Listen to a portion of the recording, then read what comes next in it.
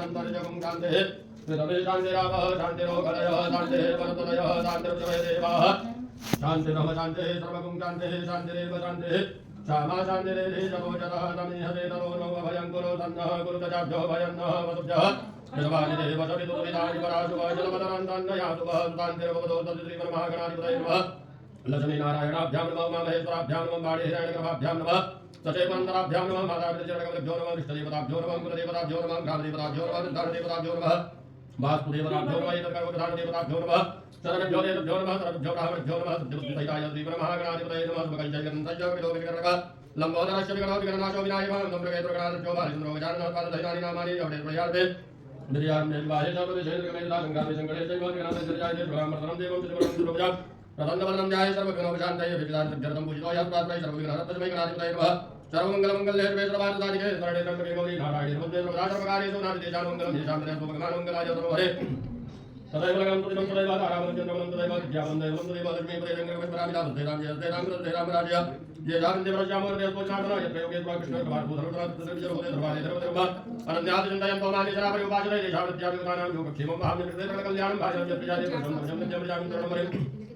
सर्वस्मार्मकारेषु दयते पुनः प्रादिवाचनपुनः जनार्दन विश्वेशमानवन्दन्देन्दवाणिं च भैरवं देकासिं गुहां गङ्गा भवानी नर्मकर्णिकां दन्ध्यां दन्ध्यां परङ्कालिं गङ्गां जाटविजान्तधारां परं च विन्देशं भैरवं प्रणमाम्यहं त्रिवेणी माधवं तोजं मनत्ताजं च वाग्रं वन्दे यच्छवरं देशं प्रयागं तीर्थनायकम् अयोध्यावतुरामाया कातिकाची अवन्तिका कृत्वारावती चैव सप्तैकामुच्चरायिका विनायकं ब्रह्मानुग्रह विष्णु महेश्वरान् सरस्वती प्रणम्यादौ जन्मकामः तद्भये सिद्धिबुद्धिसहिताय श्रीमन्महागणाधिपतये नमः सर्वमङ्गलमूर्तये नमः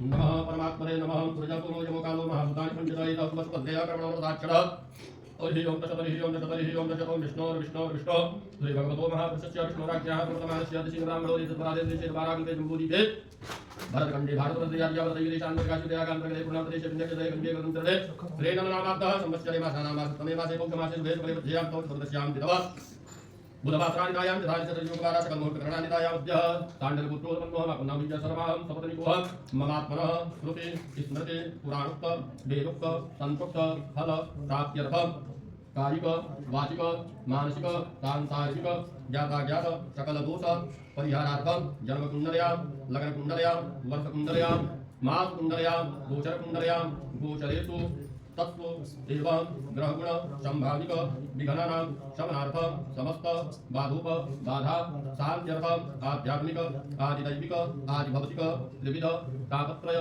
शमनार्थं पुत्र पौत्रादि धनवाञ्छने सन्तति संपत्ति वृद्ध्यर्थं पूर्व संकल्पित विवाह यज्ञ परिपूर्णता फल प्राप्त्यर्थं स्वगृहे श्री सत्यनारायण कथा श्रवण तत्राद निर्विघ्नता संसिद्ध्यर्थं श्री गणेशाम्बिकयो जनं वरुण देवाहित जनं सूर्यादि नवग्रह देवता जनं श्री विष्णु देवता जनं सरस्वती देवी जनं ब्राह्मण जनं इदं अग्नं हवनं च परिष्ये ब्राह्मणद्वारा कारिष्ये इति संकल्पः पुनन्तु मां देव जनाः पुनन्तु मनशादीयः पुनन्तु सभाभूतानि जातवेदः पुनीह मां शिवसङ्कल्पमस्तु हरे ओम मंगलानां भागणपति गुंगवामहे प्रियाणां भादेवति गुंगवामहे तथेनां निधिपति गुंगवामहे पशोमया भजानि कर्मदमात्मजानि कर्मदं वायं देयं दिगेयं वादिके नमादे कृष्णः सत्तस्वः सुभद्रकां कान्तिरवासरिम् सुशान्तिरभूतकम्बिकाभ्यां नमः पर्वदेवताभ्यां ओम तदवायामि कुम्भडावन्दमानः तदा साधे यजमानो हरिभिः अहेतमानो वरुणेय बुद्धरसगुञ्जमानः आयोः प्रभो स्थापयामि पूजयामि अमां पतये वर्गाज्जन्मः कर्ता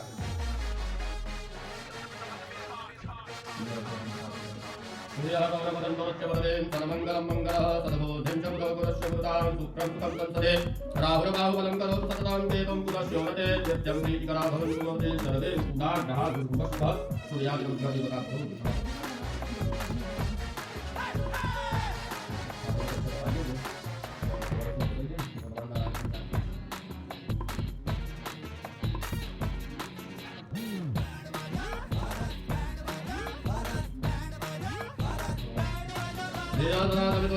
मध्यवर्ती नारायण सरदियानविष्टः देवुरान्मकरकुण्डलवाङ्किरीते नारे हिरण्यवपुषसङ्खचक्रः शान्ताकारं जगदयं परमनाभं प्रेतं विपाधारं कर्तव्यं शुभांगं लक्ष्मीकान्तं कमलनयं योगविद्यागम्यं वन्दे भवभयहरं सर्वलोकैकनाथं ओम नमो भगवते वासुदेवाय नमः कृष्णे नमः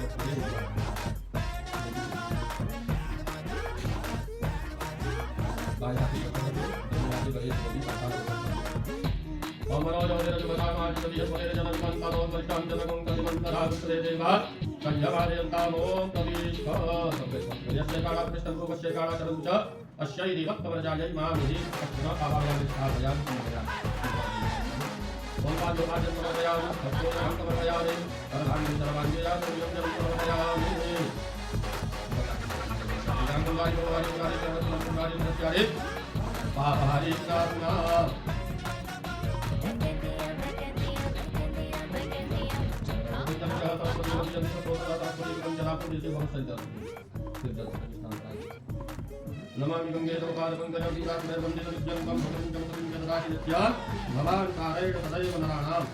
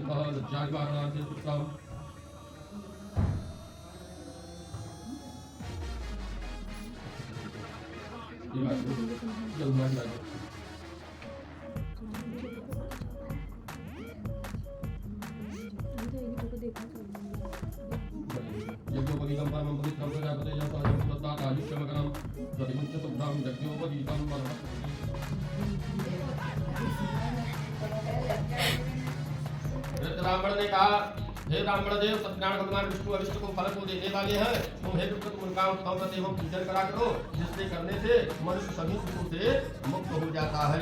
भगवान स्वयं बोलते हैं कि भगवान नारायण की पूजा पाठ तथा श्रवण मात्र से कीर्तन से हर मनोकामना पूर्ण हो जाए। वही तो बता करके भगवान वही अंतर ध्यान हो गए। वृद्ध ब्राह्मण ने जैसा कहा उस व्रत को अच्छी प्रकार से वैसे ही करूंगा, इस सोचते हुए ब्राह्मण को रात में नींद नहीं आई। भगवान जैसे जैसे बता ब्राह्मण के कुछ उनके वैसे ही उनकी कथा सुनकर की व्यवस्था होगी।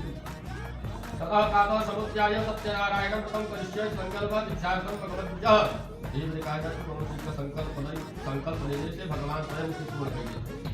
तदंतर प्रातः काल सर्व सत्यान व्रत करूंगा, ऐसा संकल्प करके वह भिक्षा के लिए चल पड़ा और दिन से ब्राह्मण को भिक्षा में बहुत सा धन प्राप्त हो गया। भगवान की कृपा से जहाँ कुछ नहीं मिला था बनाई की सुनकी मिली और उसी धन से उसने बंधु बांधवों के साथ भगवान सत्यनारायण का व्रत किया। व्रत के प्रभाव से वह श्रेष्ठ ब्राह्मण सभी दुखों से मुक्त होकर समस्त संपत्तियों में संपन्न हो गया। उस दिन से लेकर प्रत्येक व्रत किया। इस प्रकार वह भगवान सत्यनारायण को व्रत को करके वह श्रेष्ठ ब्राह्मण सभी पापों से मुक्त हो गया और दुर्लभ मोक्ष को प्राप्त किया। हे विप्र, पृथ्वी पर जब भी कोई मनुष्य श्री सत्यनारायण व्रत को करेगा उसी समय के समस्त पाप दुख नष्ट हो जाएंगे। अब श्रद्धा की चीज हुए, अगर श्रद्धा से आदमी करे तो अवश्य फल मिले। अब श्रद्धा में हुई कहता लेकिन परंतु लगा रहा तो भय का कार्य नहीं होता। और ब्राह्मण इस प्रकार भगवान सत्यनारायण महात्मा नारद जी से जो कुछ कहा था मैंने सब आप लोग को बता दिया। ऋषियों ने कहा सुनिए, पृथ्वी पर ब्राह्मण से सुने हुए व्रत को किसने किया है, हम सब सुनना चाहते हैं। उसमें हमारी श्रद्धा हो रही है। सुतम वाचा श्रुतम वे सर्वे प्रथम मेना कृतम भवे एकदा किंचिता उपस्थिता बंधुभिः स्वजने साकं व्रतं कर्तुं समुद्यत। श्री सूची बोले, मुनियों पृथ्वी पर जिसने व्रत किया था उसे भली भांति सुने। एक बार श्रेष्ठ अपनी धन संपत्ति के अनुसार बंधु बांधवों के साथ, पारिवारिक जनों के साथ व्रत करने के लिए उद्यत हुआ। इसी बीच एक लकड़हारा वहां आ गया और उस लकड़ी बाहर रख करके ब्राह्मण के घर गया। प्यास से व्याकुल होकर वह ब्राह्मण को व्रत करता हुआ देख करके प्रणाम करके बोला, प्रभु आप यह क्या कर रहे हैं? इसके करने से किस फल की प्राप्ति होती है? मुझे विस्तार पूर्वक रूप से बताइए। विप्र ने कहा, यह सत्यनारायण व्रत है जो सभी मनोरथ को प्रदान करने वाला है। उसी के प्रभाव से सब महान धन धान्य आदि प्राप्त हुआ है। लकड़हारा बताओ धन राजा विप्र ब्राह्मण की जो कुछ घर द्वार संपत्ति लेकर के सब भगवान को दिया हुआ। लकड़हारा ये इतना तन्नी के काम करने से भगवान इतना खुश हो गए थे, उनके अंदर इतना श्रद्धा विश्वास रहा। लकड़हारा भी भगवान की कथा के श्रवण मात्र करे और उसे भगवान धन संपत्ति से पूर्ण कर दी है। जल पीकर तथा प्रसाद ग्रहण करके वह नगर के लिए चल पड़ा और सत्यनारायण देव के मन में सोचने लगा कि आज लकड़ी बेचने से जो धन प्राप्त होगा उसी धन से भगवान सत्यनारायण का श्रेष्ठ व्रत करूंगा। इस प्रकार मन में चिंतन करता हुआ लकड़ी को मस्तक पर रखकर सुंदर नगर में गया जहाँ धन संपन्न लोग रहते थे। उस दिन से उसने लकड़ी का दुगना मूल्य प्राप्त किया। भगवान की कृपा से लकड़ी का अनेक द्रव्य प्राप्त कर लिए और भगवान का कथा के श्रवण मात्र अपने बंधु बांधवों के साथ बैठ के कथा के श्रवण करें। तथा प्रसन्न स्पति कदली फलम शर्करा घृतम दुग्धम च गोधूर वस्त्र चूर्णकम। तदंतर प्रसन्न होकर वह पके हुए केले का फल, शर्करा, घी, दूध, गेहूं का चूर्ण सवाया मात्रा में लेकर अपने घर गया। तत्पश्चात अपने बंधु बांधवों के बुला करके विधि विधान से भगवान सत्यनारायण का व्रत किया और व्रत के प्रभाव से ब्राह्मण धन सुख से संपन्न हो गया। इस लोक में परलोक में अनेक सुखों को भोग करके अंत में वैकुंठ लोक को प्राप्त किया। भगवान कथा कहने को मतलब इतना दृढ़ विश्वास लकड़हारा की रहा कि इतना करने से हमके अवश्य सब कुछ प्राप्त हुए। भगवान के सब कुछ हैं। जय जय सकंद पुराणे देवाखंडे श्री सत्यनारायण व्रत कथायां द्वितीयोऽध्यायः।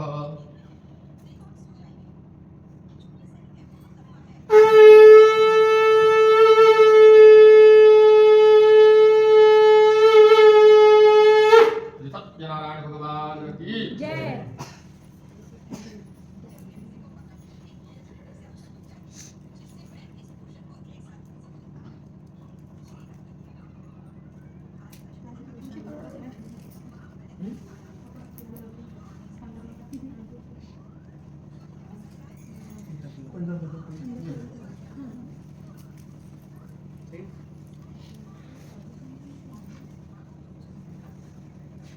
उवाच पुनग्रे प्रवक्ष्यामि श्रुत्वं सत्तमात् पूरा चोलागवती समाज जितेन्द्रे सत्यवालं प्रति दिने भार्या पुस्तकरुग्धा च सरोजा मदनाशति भद्रशीला नदी तीरे सत्यस्य प्रथमाचर।